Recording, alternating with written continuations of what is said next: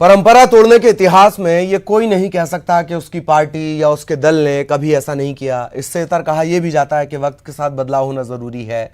ऐसी एक नई परंपरा का सूत्रपात छत्तीसगढ़ में किया जा रहा है। राजनीति की भाषा में इसे दांव भी कहा जा सकता है। ये कितना असरदार होगा, दमदार होगा, आने वाले वक्त में पता चलेगा। लेकिन इतना तय है कि पंचायती राज के अस्तित्व में आने के बाद से हुए बदलावों में यह भी एक मील का पत्थर साबित होगा। जाहिर है परंपरा टूटेगी तो सवाल उठेगा, सवाल उठेगा तो जवाब तो देना होगा। नमस्कार, आपके साथ मैं हूं ललित प्रजापति। नगरीय निकाय चुनाव में मिली जीत से उत्साहित कांग्रेस पहली बार त्रिस्तरीय पंचायत चुनाव में अधिकृत प्रत्याशी उतारने जा रही है। कांग्रेस ने ऐलान किया कि वो पंच, सरपंच से लेकर जनपद और जिला पंचायत सदस्यों के लिए अधिकृत प्रत्याशी तय करेगी। बीजेपी को ऐसा लगता है कि इस पर तो गड़बड़ी हो सकती है। पहले ये रिपोर्ट देखिए, फिर चर्चा करेंगे। कहीं उल्टा ना पड़ जाए दांव। त्रिस्तरीय पंचायत चुनाव में कांग्रेस उतारेगी अधिकृत प्रत्याशी। प्रत्याशी तय करने की बड़ी चुनौती। जी, बड़ा दांव खेलने जा रही है छत्तीसगढ़ कांग्रेस। निकाय के प्रदर्शन से उत्साहित कांग्रेस त्रिस्तरीय पंचायत चुनाव में पहली बार अधिकृत प्रत्याशी उतारने जा रही है। कांग्रेस ने साफ किया है कि जिला पंचायत और जनपद सदस्यों के लिए कांग्रेस के जिला अध्यक्ष और उनकी कमेटी प्रत्याशी चयन करेगी। तो वहीं ग्राम पंचायतों में पंच और सरपंच पद के प्रत्याशी ब्लॉक कांग्रेस कमेटी और उनकी टीम तय करेगी। त्रिस्तरीय पंचायती राज संस्थाओं के चुनाव कांग्रेस पार्टी ने लड़ने का फैसला लिया है। जिला पंचायत सदस्यों के लिए जिलों के जो प्रभारी पदाधिकारी हैं वे, जनपद सदस्यों के लिए जो संबंधित ब्लॉक के प्रभारी जिले के पदाधिकारी हैं वे, गांव में पंचायतों के सरपंच के लिए उस गांव के जो कांग्रेस के वरिष्ठ नेता हैं और कांग्रेस के कार्यकर्ता हैं, सब आपस में चर्चा करके सरपंच, पंच पद के प्रत्याशियों के नाम तय करेंगे। जिला पंचायत सदस्य और जनपद सदस्य के लिए सर्वानुमति न बन पाने पर प्रदेश कांग्रेस से मार्गदर्शन लेने के निर्देश दिए गए हैं। सत्ताधारी दल के गैर दलीय चुनाव में अधिकृत प्रत्याशी उतारने के ऐलान से राजनीतिक गलियारों में हलचल तेज हो गई।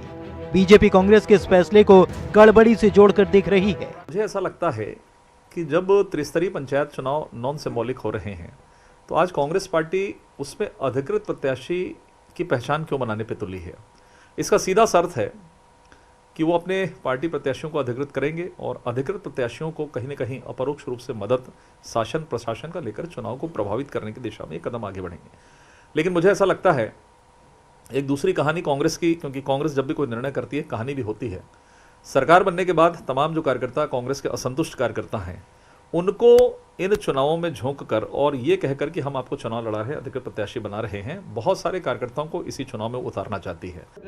जानकारी से अति उत्साह से जोड़कर इसलिए भी देख रहे हैं क्योंकि त्रिस्तरीय पंचायत चुनाव में नामांकन की अंतिम तारीख 6 जनवरी है और कांग्रेस के पास 1,75,768 प्रत्याशी तय करने के लिए महज 3 दिन का वक्त बाकी है।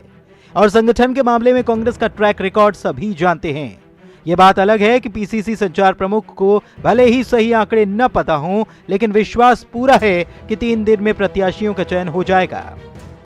कितनी संख्या होगी टोटल जिला पंचायत पंच सरपंच मिला के? 20,000 से अधिक पंचायतें, 150 से अधिक ब्लॉक और 36 जिला पंचायतें। और इन जिला पंचायतों के सदस्य, ब्लॉकों में जनपद सदस्य और गांवों के सरपंच और पंच, ये बहुत बड़ी संख्या है। अगर वाकई ऐसा होता है तो इसे असंभव को संभव करना ही कहा जाएगा। आपको बताते हैं महज 3 दिनों में कुल कितने प्रत्याशियों का चयन करना है।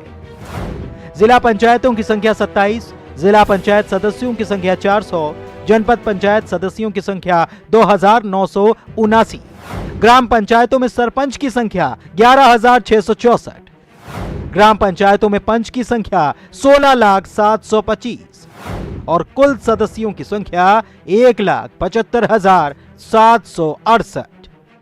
कांग्रेस ने भले ही संगठन के दम पर प्रत्याशियों के ऐलान की दुहाई दी है, मगर ये विशाल आंकड़े बताने के लिए काफी हैं कि कांग्रेस का ये फैसला कहीं हवन करते हाथ जलाने वाला न हो जाए।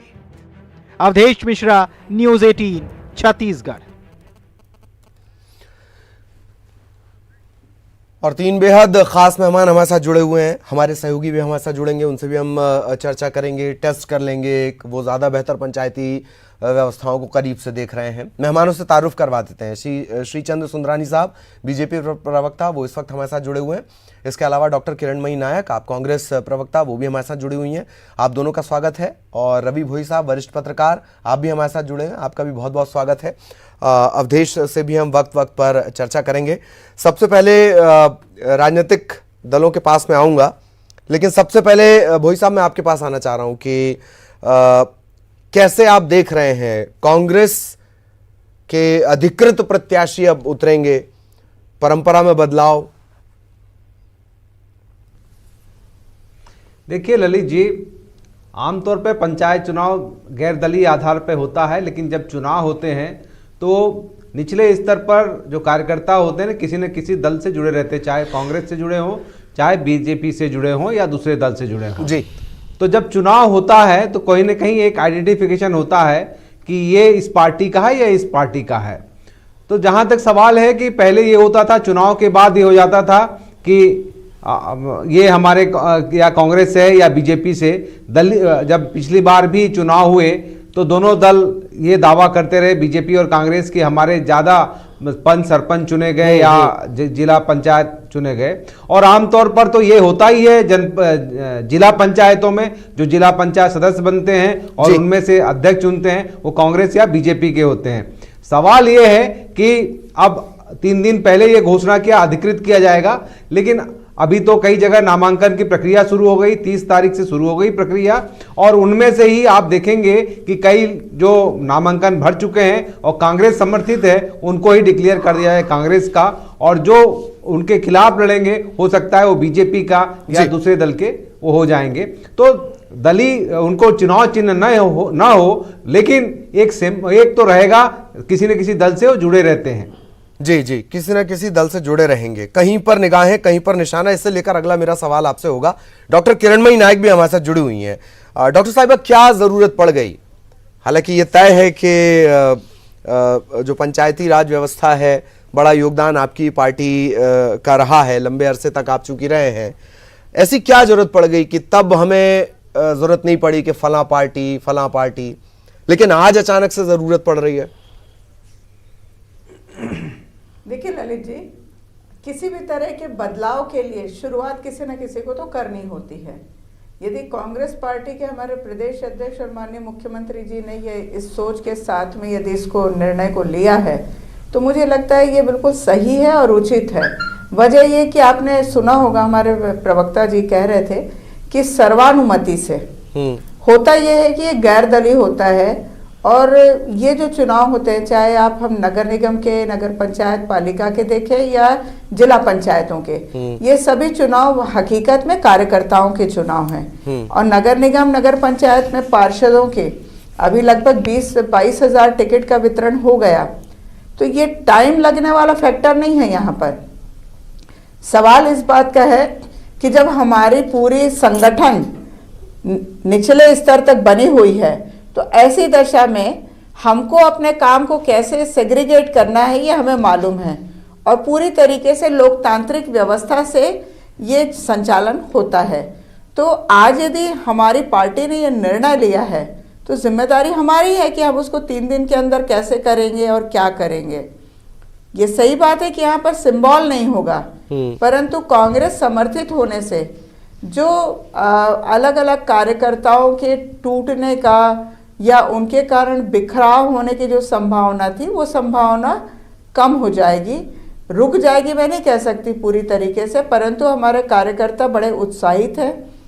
ग्राम पंचायत लेवल पर नीचे के लेवल तक के जो निर्णय हमारी सरकार ने पिछले 1 साल में किया है उसका परिणाम भी सबको देखने को मिल रहा है। इसलिए जो सर्वानुमति से और हमारे संगठन के नीचे लेवल तक, ब्लॉक लेवल तक के लोगों को इन्वॉल्व किया गया। मैं आपको बता दूं कि कांग्रेस में लगभग 306 ब्लॉक बन चुके हैं जी, और इन 306 ब्लॉक के अध्यक्षों के माध्यम से, पूरे संगठन के माध्यम से, और इनके अंतर्गत बूथ वाइज हमारी जो कमेटी बनी हुई है उनके माध्यम से हमारा पूरा सिस्टम कंट्रोल्ड होता है, और उसी सिस्टम के माध्यम से हमने इतना स्ट्रॉन्ग सिस्टम है जैसे आप गिना रही हैं, बहुत अच्छी बात है।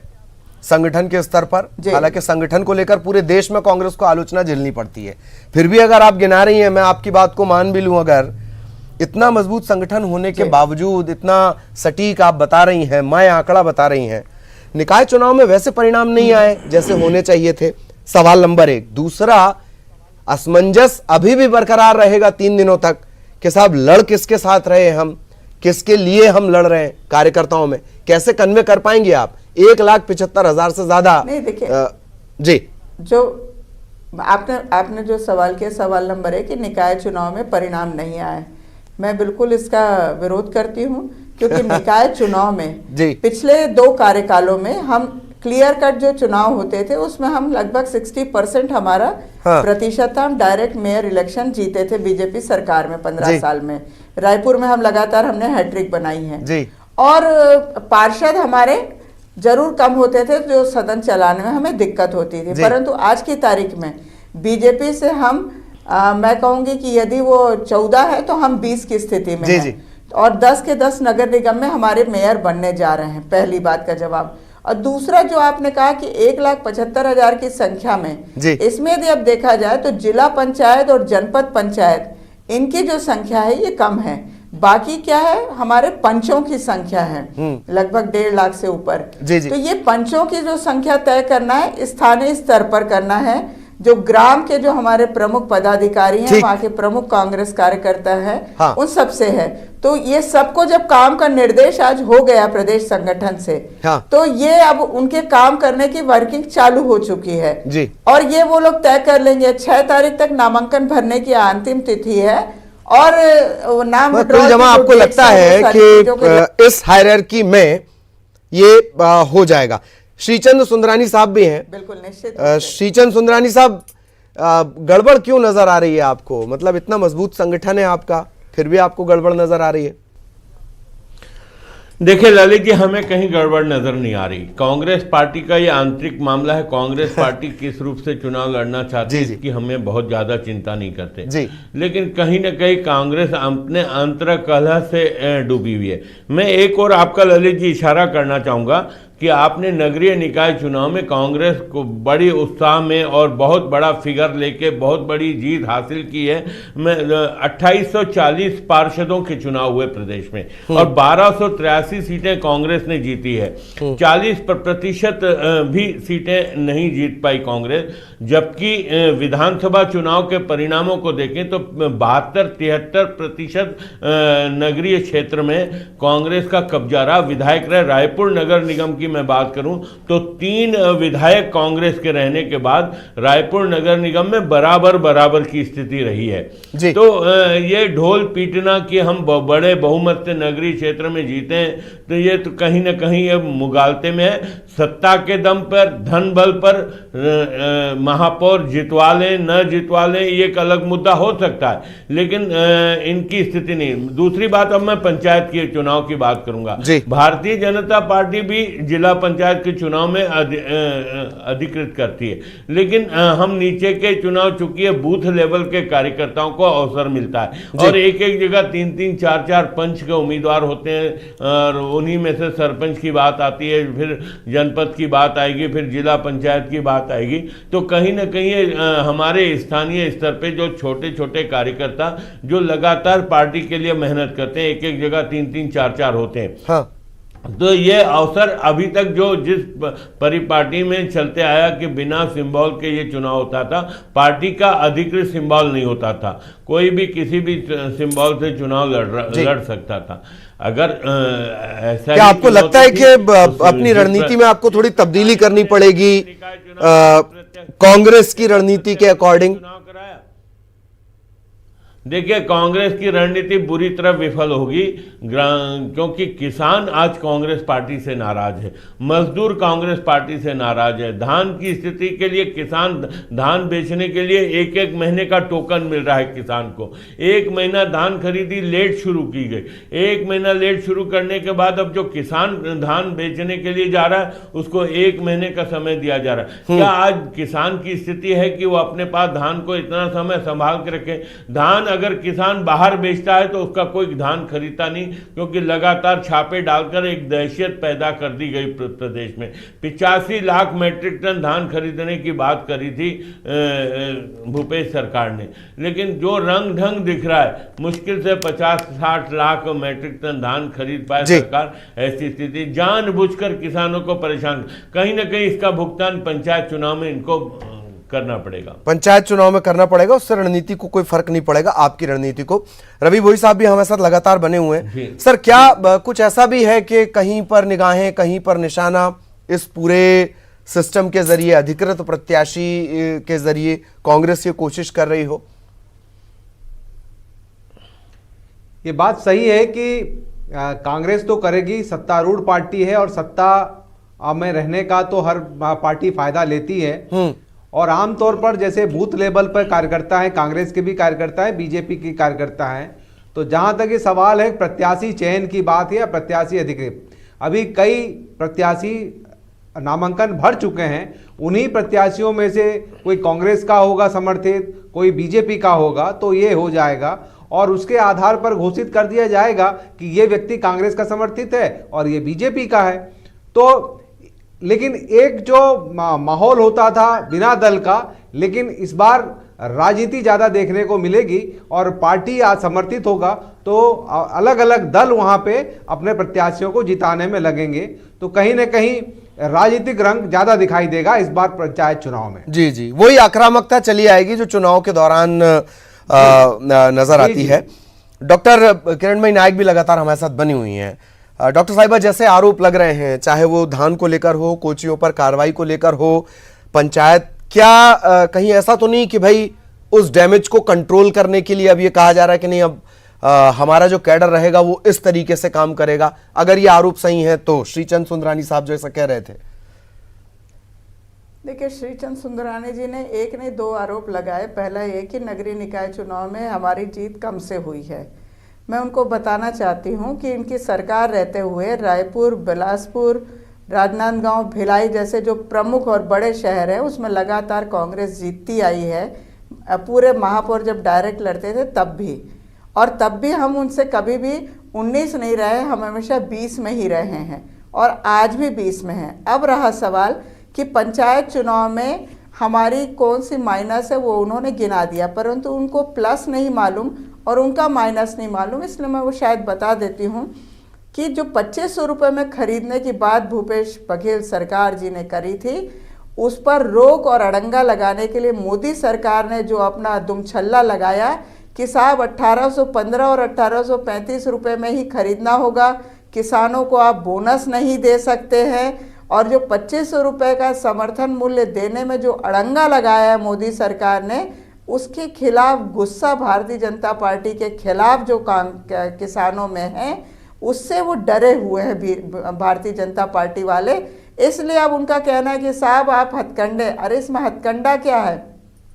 हमारा कांग्रेस के पंजा छाप में वोट दो तो कोई नहीं बोलेगा। हाँ। पर हम कांग्रेस समर्थित हमारा प्रत्याशी है, वो खुश होगा और हमारे संगठन के लोग उसके लिए मिलकर के एकजुटता से काम करेंगे। इसमें आपके पेट में दर्द तो नहीं होना चाहिए। चाहे तो आप भी घोषित कर दीजिए कि हम भी भाजपा समर्थित करेंगे। पर दिक्कत क्या है, यदि हमारी सरकार पिछले 1 साल में किसानों के लिए 11,000 करोड़ धान का समर्थन मूल्य, 20,000 करोड़ का कृषि ऋण माफ, इस तरीके से बाकी सारी योजनाओं में 40 से 50,000 करोड़ रुपए 1 साल में दे रही है और किसान उससे संतुष्ट हैं, तो मुझे नहीं लगता है कि किसी भी तरीके से डरने। मैं बड़ा शॉर्ट में आपसे एक सवाल पूछना चाहूंगा। आप बहुत कॉन्फिडेंट हैं और जाहिर तौर पर लगातार जीत के सिलसिले चूंकि आपके साथ जुड़े हुए हैं। कोरबा निकाय को लेकर जयसिंह अग्रवाल साहब ने कहा कि भाई वो पुलिस वालों ने बीजेपी का सपोर्ट किया, एक बात। दूसरी बात, असंतुष्टों को साधना कैसे करेंगे आप? देखिए, इसमें बहुत स्पष्ट बता दूं मैं ललित जी, जो मंत्री जी ने कहा है वो तो उन्होंने जब कह दिया तो उसमें मेरे कहने का कोई औचित्य नहीं, पहली चीज। दूसरी चीज, जो असंतुष्टों को साधने वाली बात, क्योंकि जो भी निर्दलीय जीत करके आए हैं वो निर्दलीय या तो कांग्रेस समर्थित हैं या भाजपा समर्थित है, क्योंकि वो जब पार्टी ने टिकट नहीं दिया वही लोग निर्दलीय चुनाव लड़ते हैं। तो हमारी पार्टी ने अभी निर्दलीय चुनाव लड़े थे उनको पार्टी से निष्कासन की प्रक्रिया हमारी हुई नहीं है, तो वो पार्टी के सदस्य ऑलरेडी हैं। तो उनको यदि हमारी पार्टी का समर्थन देते हैं तो इसमें बीजेपी को तकलीफ नहीं होनी चाहिए। इसके अलावा जो बीजेपी के निर्दलीय हैं वो यदि चाहते हैं अपने वार्ड के विकास के लिए और वो चाहते हैं कांग्रेस के मेयर प्रत्याशी को समर्थन देना, तो मुझे लगता है ये भी उनका विवेकाधिकार है, क्योंकि जो भी निर्दलीय समर्थन देने की बात कर रहे हैं, क्योंकि बीजेपी ने तो घोषणा की कि हम निर्दलियों को खींच करके लाएंगे, कांग्रेस ने ऐसी कोई घोषणा नहीं की। जो स्वस्फूर्त आ रहे हैं, क्योंकि अभी भी लगातार चल रहा है कि निर्दलीय आ रहे हैं कांग्रेस भवन में, कुछ लोग कांग्रेस प्रवेश कर रहे हैं, कुछ जाकर के मुख्यमंत्री जी से सीधे मिल रहे हैं। जी मैं रोक रहा हूँ आपको, मुख्यमंत्री को जाने की आवश्यकता नहीं है। स्वतः स्फूर्त की बातें अक्सर मतलब जो आ रहे हैं, जी ठीक है, स्वतः स्फूर्त के बहुत सारे प्रदेशों में एग्जाम्पल मिले हैं, आपके खिलाफ वो चले गए। सुंदरानी साहब, आपने इंट्रोड्यूस किया कि साहब बूथ तोड़ चुके हैं, पन्ना प्रभारी का एक कंसेप्ट आपकी पार्टी ने इंट्रोड्यूस किया, इसके बावजूद आपको गड़बड़ की आपको लगता है कि गड़बड़ हो जाएगी? सब कुछ तो आपके पास है, बूथ तक आपकी पहुंच है, फिर गड़बड़ कहां? पहले तो ललित जी मैं आपकी भी शंका दूर कर दूं और किरणमयी नाइक जी की शंका दूर कर दूं। हमने कहीं आपत्ति नहीं की। मैंने कहां आपत्ति की? मेरा पूरा वर्षन सुन लीजिए। वो आपने पिछले बार भी यही कहा था। संजय श्रीवास्तव साहब ये कह रहे हैं कि जो ये फैसले लेते हैं उसमें गड़बड़ी की आशंका किस मुद्दे पे चुनाव लड़ रही, कांग्रेस कैसे चुनाव लड़ेगी, कांग्रेस अधिकृत करेगी नहीं करेगी, इससे भारतीय जनता पार्टी की सेहत पे कहां असर पड़ता है? भारतीय जनता पार्टी अपने सिस्टम से चुनाव लड़ेगी, अपने संगठन के आधार पर चुनाव लड़ेगी। मैंने ये कहा Bharatiya Janata party booth level के कार्यकर्ताओं का ये चुनाव है, उस आधार पर लड़ेगी। दूसरी बात, नगरीय निकाय चुनाव को लेकर भी मैंने ये बात कही कि 1283 वार्डों में जीते हैं, टोटल 1133 भारतीय जनता पार्टी ने जीते, 421 अदर ने जीते हैं, 40% से अधिक सीटें नहीं जीती है कांग्रेस पार्टी ने। तो कहां से बहुत बड़ा इन्होंने मेजॉरिटी हासिल कर दी। और ये बात जो कर रहे हैं अभी किरणमयी जी कह रही कि जो भारतीय जनता पार्टी से संबंधित निर्दलीय प्रत्याशी जीत के आए हैं उनको अगर अपने वार्ड में विकास कराना है तो कांग्रेस में आना पड़ेगा। तो सीधा सीधा आप जनप्रतिनिधियों को ब्लैकमेल कर रहे हैं ना, दबाव बना रहे हैं ना जनप्रतिनिधियों के ऊपर। ये तो सीधी प्रवृत्ति है कि आप सत्ता के मद में आकर इस प्रकार की धमकी देकर उनको अपने साथ जोड़ना चाहते हैं। जी नहीं, खैर वो डबल इंजन की सरकार की भी बातें कही जा रही हैं। चुनाव में कांग्रेस, मैं चाह रहा हूं कांग्रेस क्या भूमिका रखेगी, लेकिन हम ये दावे के साथ ललित जी कह सकते हैं कि परिणाम आएंगे फिर हम आपके साथ बैठेंगे। जैसे नगरीय निकाय के मामले में मैं चुनौती भरे शब्दों में कह रहा हूं, वैसे ही पंचायत के आप रिजल्ट देखिएगा, ये मुगालते में है कांग्रेस पार्टी। चलिए वक्त कम है, रवि सर के पास जाना होगा। मैं रवि भोई सर, बदली हुई परिस्थितियों में, बदली परंपराओं की स्थिति में, क्योंकि परंपरा अपने आप बहुत बदल रही है। अब जैसे कई लोग तो राज्यपाल को जल्दी उठा दे रहे हैं, बताइए 4 बजे उठा देते हैं कि साहब ये करना है। बदलती हुई परंपराओं के दौर में क्या नई तस्वीर बनती नजर आ रही है इस फैसले के बाद? बीजेपी वाकई जितना कॉन्फिडेंट खुद को बता रही है, क्या वो फील्ड में नजर आती है? सर बहुत शॉर्ट में प्लीज। देखिए, बीजेपी भी संघर्ष करेगी और नगरीय निकाय चुनाव में भी किया। तो सवाल ये है कि हर जो सत्तारूढ़ पार्टी होती, चाहे केंद्र में हो तो राज्य में, अपने राजनीतिक हित के लिए, अपने उद्देश्य की पूर्ति के लिए कदम बढ़ाती है। वही यहाँ कांग्रेस भी कर रही है और भाजपा को उससे मुकाबला करना पड़ेगा। लेकिन एक बात तो तय है कि ये जो नगरीय निकाय चुनाव होगा, एक संदेश जाएगा, कांग्रेस के समर्थित प्रत्याशी जितना आएंगे तो सरकार की मजबूती का वो संकेत देने की कोशिश करेगी कि हम कितने मजबूत हैं, चाहे वो धान के मुद्दे पर हो या रूरल इकोनॉमी को मजबूत करने के लिए जो पिछले 1 साल में भूपेश बघेल की सरकार ने काम किया है। तो एक संदेश देने का काम कर रही, और इसलिए उसने ये तय किया कि पंचायतों के चुनाव में समर्थित प्रत्याशी खड़े करेंगे, तो एक आइडेंटिफिकेशन हो जाएगा कि कितने कांग्रेस के लोग जीत के आए। जी चलिए, वक्त की कमी है लेकिन बहुत अच्छी बातचीत हुई। डॉक्टर किरणमयी नायक आपका, सुंदरानी साहब आपका, रवि सर आपका बहुत बहुत धन्यवाद। और जैसे कि अनिल जैन साहब ने भी कह दिया है कि लोकतंत्र को पीछे धकेल रही है छत्तीसगढ़ सरकार, वैसे ही अगर एक बयान और याद कर लिया जाए, डॉक्टर रमन सिंह से एक बार किसी ने पूछा था कि लोग कह रहे हैं आप ये चुनाव जीतने के लिए कर रहे हैं, तब उन्होंने कहा था कि चुनाव हारने के लिए कभी कोई कोशिश करता है। इसी तरह के तमाम तरह के रिएक्शन आएंगे, लेकिन ये जो पंचायत चुनाव होगा ये बेहद त्रिस्तरीय पंचायत चुनाव, ये और इसके नतीजे देखने बेहद दिलचस्प होंगे। जवाब तो देना होगा मैं, इतना ही, नमस्कार।